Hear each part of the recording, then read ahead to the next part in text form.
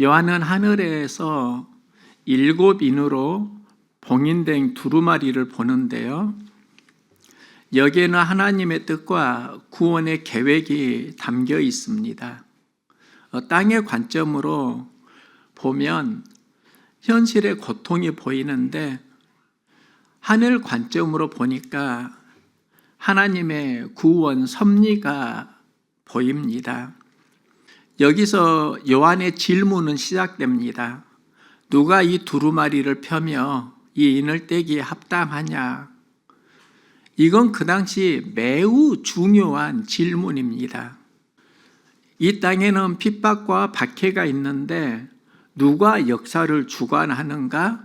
하나님의 구원 섭리를 누가 열어가는가에 대한 이야기입니다. 요한은 말합니다. 하늘 위에나 땅 위에나 땅 아래나 능히 그 두루마리를 펴거나 보거나 할 자가 없더라. 이 땅에는 하나님의 구원 섭리를 열어가는 사람이 아무도 없다는 선언이고요. 그래서 울 때 하늘에서 음성이 들려옵니다. 그 음성이 어린 양은 열 수 있다 하는 말씀입니다. 세상에 구원자가 없고 어린 양 예수를 통해서 하나님의 구원의 길이 열린다라는 선언입니다. 자신이 요한계시록의 비밀을 풀었다고 말하는 이 시대가 되었습니다. 여기서 요한계시록은 많이 왜곡되고 있고 많은 그리스도인들이 다른 복음으로 가는 경우가 흔해졌습니다. 마음이 굉장히 아픕니다.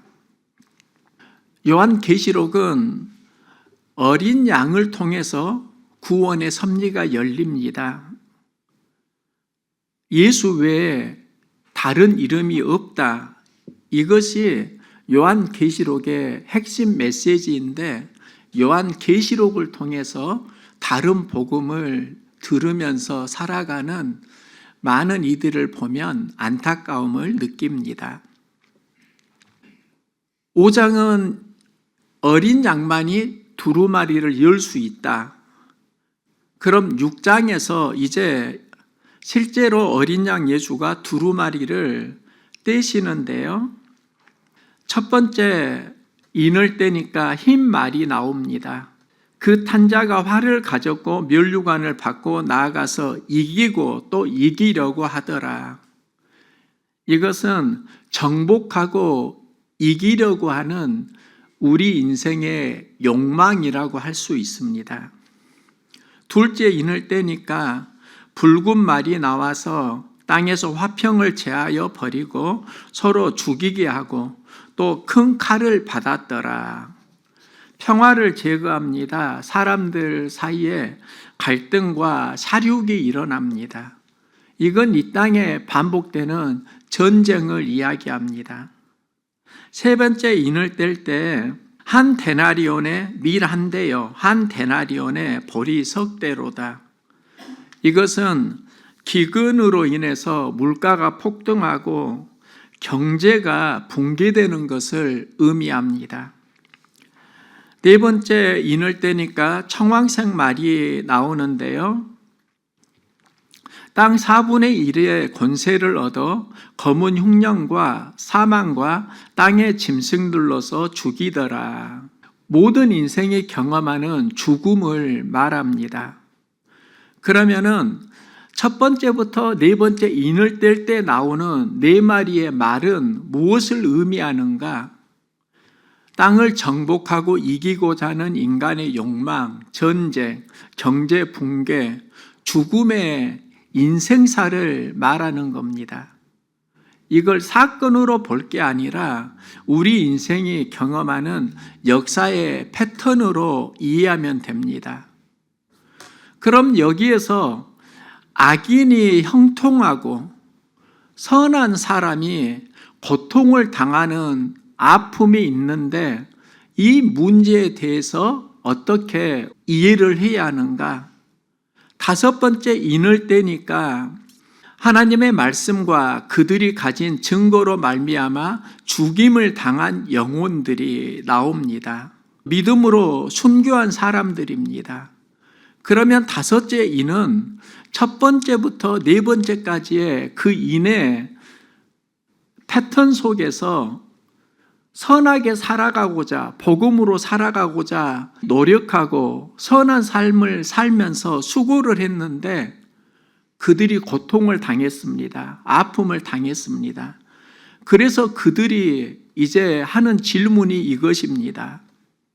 우리의 피를 갚아주지 아니하시기를 어느 때까지 하시려 하나이까? 이 질문은 그 당시 소아시아 교회에서 했던 질문입니다. 우리가 언제까지 고통을 당해야 하는가? 예수를 믿고 신실하게 믿음으로 살려고 하는데 로마 제국이 핍박하고 박해하고 때로는 순교자의 길에 가야 하는 그 상황 속에서 하는 질문입니다. 우리가 이렇게 고통을 당하는데 언제까지 이 고통을 경험해야 합니까? 우리는 보통 이 질문을 하면 이제 그 고통이 끊어질 거야, 이런 대답을 원하는데 주님은 말씀합니다. 그들의 동무, 종들과 형제들도 자기처럼 죽임을 당하여 그 수가 차기까지 하라 하시더라. 고통이 금방 끝나는 게 아니라 지금은 그때가 아니라는 말씀입니다. 또 앞으로도 순교가 있을 거라는 이야기입니다. 그런데 또 하나는 고통의 시간이 우리에게 모든 것인 것 같지만 시간이 되면 끝난다는 말씀이기도 합니다. 여기에서 우리가 보아야 하는 게 무엇인가? 고통은 우리가 생각하는 시간에 끝나지 않습니다. 하나님의 타이밍이 되면 고통은 끝납니다. 그때까지 참고 견뎌야 한다는 메시지입니다. 여섯째 인을 떼니까 이제 큰 지진이 일어납니다. 해가 검어지고 달이 피처럼 변합니다. 하늘이 떠나가고 산과 섬이 움직입니다. 우리는 이것을 천재지변, 자연재해로 이해하곤 합니다. 그런데 요한계시록의 메시지는 이게 무엇을 의미하는가를 보아야 합니다. 하나님의 심판이 곧 임박했다는 의미입니다. 하나님의 심판이 임박해질 때 사람들이 질문합니다. 땅의 임금들, 왕족들, 장군들, 부자들, 강한 자들과 모든 종과 자유인이 숨어 하는 질문이 있습니다. 그 어린 양의 진노에서 우리를 가리라, 구별해라. 그러면서 진노의 큰 날이 이르렀으니 누가 능히 서리요. 하나님의 심판이 임박했는데 누가 하나님의 진노 앞에 서리요.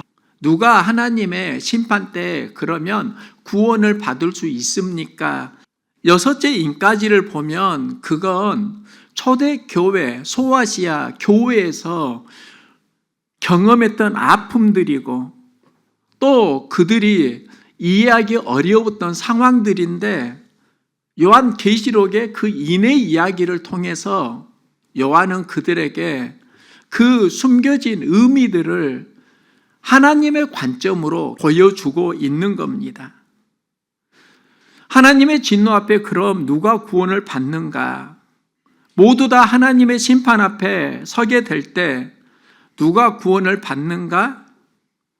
힘 있는 사람, 돈 많은 사람, 그런 사람들이 아니고 어린 양, 예수 보혈 안에 거하는 사람이 하나님의 심판을 면하고 구원을 받는다.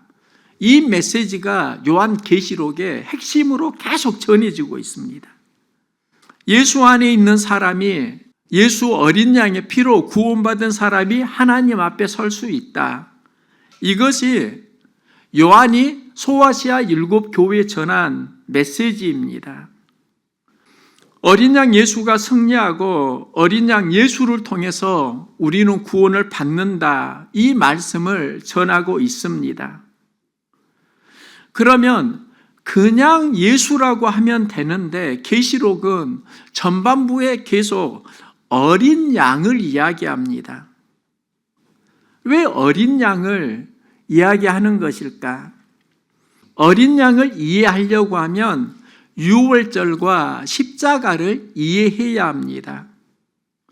구약에서 이스라엘 백성을 구원하는 예표가 유월절이고 예수님은 십자가에 달리시기 전에 유월절을 기념하라 말씀합니다. 유월절이 무엇인가? 하나님은 아브라함을 부르시고 복을 주시고 큰 민족을 이루겠다 약속하십니다. 그게 창세기의 중요한 내용인데 창세기가 복으로 끝나는 게 아닙니다. 이스라엘 백성이 애굽에 들어가게 되고 애굽에서 바로의 통치를 받으면서 400년 동안 종살이를 하게 되고 요셉이 있을 때는 그들이 대접을 받았는데 요셉이 죽고 왕조가 달라지니까 이제 그들에게 고통의 문제가 찾아오는 겁니다. 그들이 경험하는 그 고통이 무엇일까? 어떻게 보면 첫 번째부터 네 번째 인을 떼실 때까지 이야기라고 할 수 있습니다. 첫째 말, 흰말이 나와서 이기고 이기려고 하더라. 요셉이 있을 때는 이스라엘은 애굽에서 특별한 백성으로 대접을 받았습니다. 요셉이 죽으니까 이제 그들은 종이 되고 고난을 당합니다. 그리고 계속 되어지는 경험이 그곳에 전쟁이 있고 경제가 붕괴되고 또 죽음의 이야기가 그들의 삶 속에 반복됩니다. 이때 이스라엘 백성은 고통을 느끼면서 하나님께 부르짖어 기도하는데요. 하나님은 그들의 기도를 들으시고 아브라함에게 약속한 복을 기억하십니다. 그리고 준비된 목자로 모세를 부르십니다. 하나님의 약속은 언제 이루어지는가? 이스라엘 백성이 고통 속에서 부르짖어 기도할 때 하나님의 약속이 이루어집니다.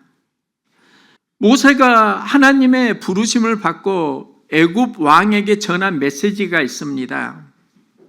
바로에게 가서 여호와의 말씀에 내 백성을 보내라, 그들이 나를 섬길 것이니라. 출애굽의 핵심 메시지가 이 말씀입니다. 애굽에 이스라엘 백성이 있는데 이 백성을 바로 왕은 나의 종, 나의 소유라고 생각하는데 하나님께서는 이스라엘 백성은 너의 소유가 아니야. 내가 택한 백성이야. 아브라함의 후손이고 내가 복을 주기로 약속한 민족이야. 그러면 출애굽은 어떤 갈등 상황인가? 바로 왕은 이스라엘은 나의 백성이라고 생각하니까 보내지 않습니다. 하나님은 나의 백성이라고 보내라고 하십니다. 그러면 하나님과 우리의 갈등이 어디에서 일어나는가? 나는 누구의 소유인가에서 일어납니다. 나는 하나님의 소유라고 인정하면 하나님의 백성으로 살아가게 되지만 나의 소유라고 생각하면 하나님과 충돌이 일어납니다. 이 충돌이 10가지 재앙이고 이 10가지 재앙이 영적 전쟁입니다. 피, 개구리, 이, 파리, 악질, 독종, 우방, 메뚜기, 흑암, 그리고 장자의 죽음, 이 10가지 재앙을 보면 그 당시에 애굽에서 섬겼던 신들과 다 연결이 되어 있습니다. 나일강이 피로 변하는 건 그 당시 나일강의 수호신이 쿠눔과 하피였습니다. 애굽은 쿠눔과 하피 신을 섬기는데 그곳에 피가 되게 하였다는 건 하나님이 애굽이 섬기는 쿠눔과 핫핏신을 멸하셨다는 사건입니다. 그리고 땅의 이가 그 당시 흙의 신 셋을 심판한 사건입니다. 모든 재앙이 다 애굽이 섬기던 신들과 연관되어 있습니다. 이것을 자연 재앙으로만 이해할 게 아니라 애굽이 섬기던 신을 하나님이 모두 다 물리치시고 전능한 하나님으로 자신을 드러내는 겁니다. 그리고 10번째 재앙이 출애굽을 하게 되는 6월절인데요. 이스라엘 백성을 구원할 때 문설주와 임방에 어린 양의 피를 바르라고 합니다. 어린 양의 피가 있으면 재앙이 넘어가고 어린 양의 피가 없으면 그곳에 모든 장자가 죽임을 당합니다. 이스라엘 백성은 하나님 말씀을 기억하고 문설주와 임방에 어린 양의 피를 바르고 애굽은 모든 장자가 죽게 되는 심판을 당합니다. 그리고 그때서야 바로 왕은 이스라엘 백성을 하나님의 백성으로 인정하고 보내줍니다. 이 사건이 6월절입니다. 예수님이 십자가에 달리시기 직전에 성만찬을 하시는데 이건 예수님이 마지막으로 하신 공적 사역이라고 할 수 있습니다. 왜 예수님은 성만찬을 하시고 6월절을 기념하라고 말씀하시는가? 6월절의 영적 원리를 말씀하시는 겁니다. 이스라엘은 6월절을 통해서 애굽으로 나오고 하나님의 백성으로 되었다. 이때 등장하는 것이 어린 양의 피입니다.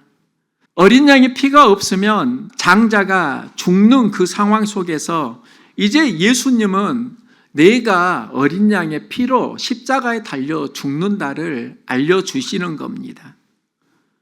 그러면 출애굽은 하나님의 구원 방식을 6월절 어린 양 안에 있는 자가 산다 이렇게 말하고 있다고 하면 예수님이 6월절을 기념하라 이 말씀은 예수 그리스도의 십자가 보혈을 믿는 자가 산다라는 예표라고 할 수 있습니다.